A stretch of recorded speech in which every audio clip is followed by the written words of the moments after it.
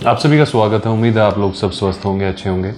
Portugal ने अपना D9 visa suspend कर दिया है। D9 वीज़ा प्रोग्राम, जिसे गोल्डन वीज़ा प्रोग्राम कहा जाता था, वो सस्पेंड हो चुका है। परमानेंट सस्पेंशन तो नहीं कह सकते, but for the time being वो सस्पेंड किया गया है। D9 यानी गोल्डन वीज़ा स्कीम के अंतर्गत इसका वीज़ा का मतलब ये था कि ये दो तरीके से गोल्डन वीज़ा मिलता था। या तो आप वहाँ पर जाके एक मिनिमम अमाउंट की इन्वेस्टमेंट करें, जो कि कुछ जगह 3.5 लाख से लेके 6 लाख यूरो तक होती हैं, या फिर आप वहाँ पे अपनी कोई एंटरप्राइज इस्टेब्लिश करें जिसमें एटलीस्ट आप 10 से 15 के बीच में लोगों को जॉब दे रहे हो और आपका एक मिनिमम रिक्वायर्ड टर्नओवर मीट हो रहा है। हालांकि सेकंड वाले का बहुत ही रेयर होता है, हमारे पास भी शायद कभी रेयर ही कोई डिमांड आई होगी, लेकिन फर्स्ट वाला फिर भी थोड़ा सा कॉमन है, जिसमें लोग ये सोचते हैं कि वो 3-3.5 लाख यूरो से लेके 6 लाख यूरो तक के बीच में, मतलब डिपेंड करता है, इन्वेस्टमेंट स्कीम्स डिपेंड करती हैं, टायर 1 सिटी है, टायर 2 एरिया है, क्या है क्या नहीं है। उस केस में इन्वेस्ट करके आप वहाँ पे रेजिडेंसी ले सकते थे, टेम्परेरी रेजिडेंसी, TRC जिसे कहते हैं, वो क्लेम कर सकते थे। अब ये जो है for the time being suspend इसलिए किया गया है क्योंकि पोर्चुगीज़ गवर्नमेंट का कहना है कि इस वीज़ा प्रोग्राम का के थ्रू काफ़ी सारे लोगों ने इन्वेस्ट किया, जिसकी वजह से प्रॉपर्टी का प्राइस बहुत ज़्यादा बढ़ गया और वो अब आउट ऑफ रीच हो चुका है कॉमन लोगों के। यानी कॉमन पोर्चुगीज़ जो हैं वो भी इतनी हाई प्रॉपर्टी अफोर्ड नहीं कर पा रहे हैं, क्योंकि प्रॉपर्टी की डिमांड है, वहाँ पे लोग इन्वेस्ट करे जा रहे हैं, जिसकी वजह से प्रॉपर्टी का प्राइस बढ़ता जा रहा है और वहाँ पे जो लोगों की जो सैलरी है वो उस हिसाब से नहीं बढ़ रही जिस हिसाब से प्रॉपर्टी का रेट बढ़ रहा है। ये कुछ इस तरीके से जैसे इंडिया में 2004-5 में हुआ था ना, कि 2005 तक इंडिया में जो प्रॉपर्टी थी दिल्ली में या मेट्रो सिटीज़ में या कहीं पर भी, वो बड़ी अप्रोचेबल थी, बड़ी रीचेबल थी। प्रॉपर्टी उस टाइम बहुत बड़ा नहीं माना जाता था कि ठीक है आप ले सकते हो, बैंक के पास जाओ, पेपर दो, आराम से प्रॉपर्टी ले लो, ऐसा कोई अफरा तफरी मारा मारी नहीं थी। लेकिन ऑल ऑफ अ सडन 2004-5 में प्रॉपर्टी का रेट लोगों की अप्रोच से बिल्कुल ही दूर चला गया, मल्टी फोल्ड इंक्रीज हो गया। 10 लाख की प्रॉपर्टी 50 में पहुंच गई, 50 की प्रॉपर्टी 2 करोड़ तक चली गई, और अब तो उसके बाद फिर और भी जंप आने लगा। अभी थोड़ी स्टेबिलिटी है ये। तो जैसे वहाँ पे इंडिया में लोगों ने परेशानी झेली थी और अभी परेशानी झेल रहे हैं कि भाई सैलरी उस हिसाब से नहीं बढ़ी, बट प्रॉपर्टी का रेट तो बिल्कुल ही आउट ऑफ रीच जा चुका है। सिमिलरली पोर्चुगल में भी ये सर्कमस्टांसेस अभी थोड़े टाइम से वहाँ के लोग एक्सपीरियंस कर रहे हैं। यानी प्रॉपर्टी के रेट इस तरीके से बढ़ना वहाँ की सरकार को मंजूर नहीं है। वहाँ की गवर्नमेंट ये कहती है कि प्रॉपर्टी के रेट वो हों जो लोगों की सैलरी से मैच होते हों, यानी वो ईजिली उसको बाय कर सकें।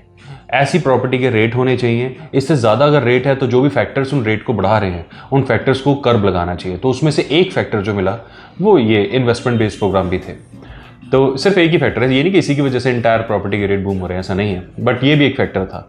तो इसे गवर्नमेंट को लगता है कि जब वो ऐसी इन्वेस्टमेंट के ऊपर कर्ब लगाएंगे तो प्रॉपर्टी के जो रेट हैं वो थोड़े से कूल डाउन होने शुरू होंगे और थोड़े से डाउन होएंगे और लोगों को वहाँ पे फिर भी अप्रोचेबल रेट लगने लगेंगे और कुछ सैलरीज भी इंक्रीज होंगी। तो ये सारी कंडीशंस उन लोगों के इकोनॉमिस्ट ने उनको गवर्नमेंट को बताई कि भाई ऐसा सिचुएशन करना पड़ेगा, और ऐसा हुआ फिर।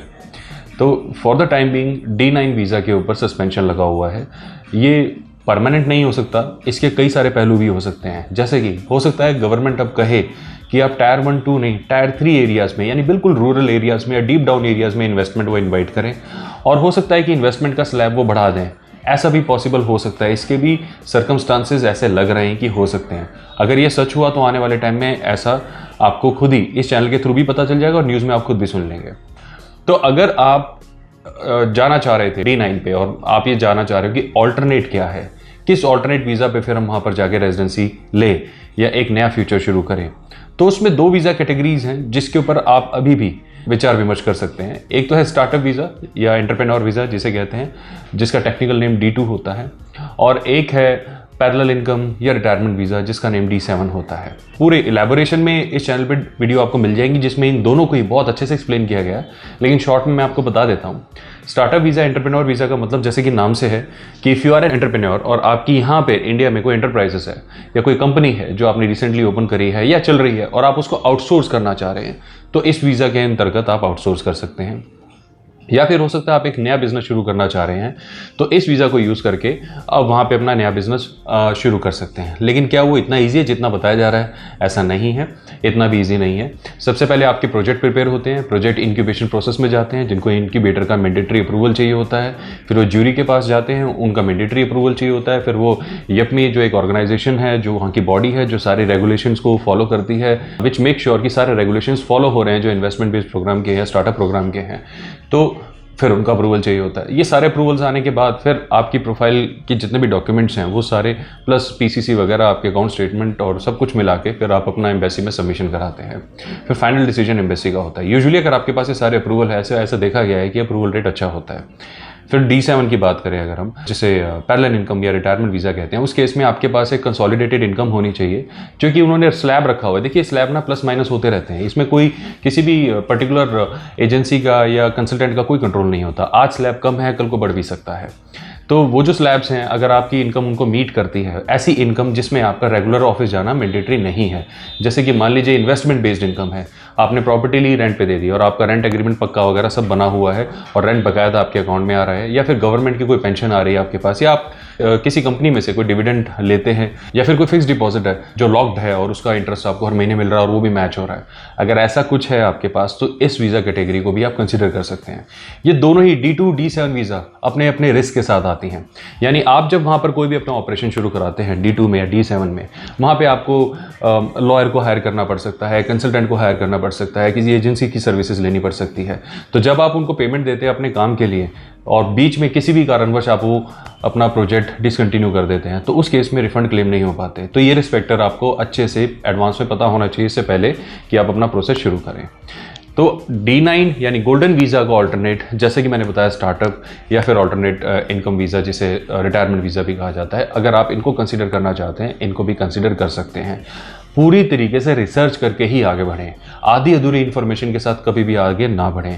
अच्छे से रिसर्च करने के बाद ही अपने जो भी आपने चैनल फाइनल करे हुए हैं उन चैनल का यूज़ करें। चैनल का मतलब रिसोर्सेज या आपके जो सोर्सेज हैं, जो सोर्सेज आपने फाइनल करे हुए हैं, उन सोर्सेज का तभी आप अच्छे से यूज़ कर पाएंगे अगर आपने अपनी रिसर्च अच्छे से की हो। इस दौरान इन प्रोसेसेस के लिए अगर आपको हमारी हेल्प चाहिए तो आप हमसे भी कॉन्टैक्ट कर सकते हैं। अदरवाइज़ ये सारे प्रोसेसेस आप अकेले खुद भी कर सकते हैं। थोड़ी सी इसमें आपको हो सकता है कि हेल्प लेनी पड़े वहाँ पे लोकल लॉयर्स की या कंसल्टेंट्स की। तो अगर आपके यूरोप में कॉन्टैक्ट हैं तो आप उनकी हेल्प ले सकते हैं, हमारी हेल्प ले सकते हैं और अपने इस प्रोजेक्ट को इनिशिएट करवा सकते हैं। For the time being golden visa schemes के जितने भी प्रोग्राम्स हैं वो ऑल ऑफ ए सडन तो बंद नहीं हुए हैं। जिनके ऑन द प्रोसेस हैं वो अभी भी चल रहे हैं, लेकिन ये कहना बहुत मुश्किल है कि उनका रिजल्ट पॉजिटिव आएगा कि नहीं। अब यही इमिग्रेशन का बहुत बड़ा रिस्क फैक्टर होता है। तो मुझे उम्मीद है ये सारी इन्फॉर्मेशन आपके लिए काफ़ी यूजफुल रही होगी। बहुत जल्द फिर मिलेंगे न्यू इन्फॉर्मेशन के साथ। बाय बाय, अपना ध्यान रखें।